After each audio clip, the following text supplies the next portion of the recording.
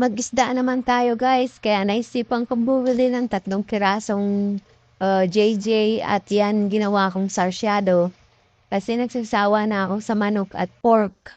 Kaya ayan naman guys, ang ating niluto isda naman. At 3 piraso lang yan kasi ako lang naman ang kakain yan guys. At gusto ko na may sabaw kaya ginawa kong sarsyado. Ayan ang ating mga ingredients na gagamitin.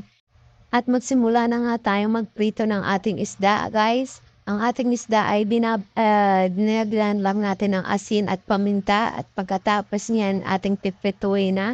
At pagkatapos natin maprito, ayan, kumuha tayo ng malinis ulit na pan at naglagay na tayo ng bawang. Ay sibuyas pala. Ayun, mali-mali na naman siya guys. Nagsisimula na naman. So, after nga ng ating sibuyas ay ilalagay na natin ang ating bawang. Ayan. At pag naluto na ang ating bawang at sibuyas, ilalagay na natin ang ating kamatis. Damihan yung guys ng kamatis kasi yan ang nagpapasarap sa ating sarsyado.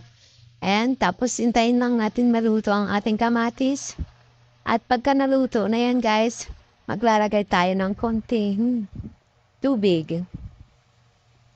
Yan. Tapos timplahan nyo na rin guys. Pagkatapos yan, maglagay na kayo ng mga pampalasa tulad magic sarap at asin at kung ano-ano pang gusto nyong ilagay guys. Sa akin kasi magic sarap lang at konting asin. At ayan na kumukuloy na. Maglagay tayo ng konting ketchup dyan guys para magkakulay ang ating sarsyado at magbalance ang kanyang lasa guys. So, ayan na. Tapos, halu-haluin lang natin pagkatapos natin ilagay ang ating ketchup. At pagka kumulo na yan, ilalagay na natin ang ating isda. Ayan na guys. At pagkatapos yan, ay ilalagay na rin natin ang ating itlog.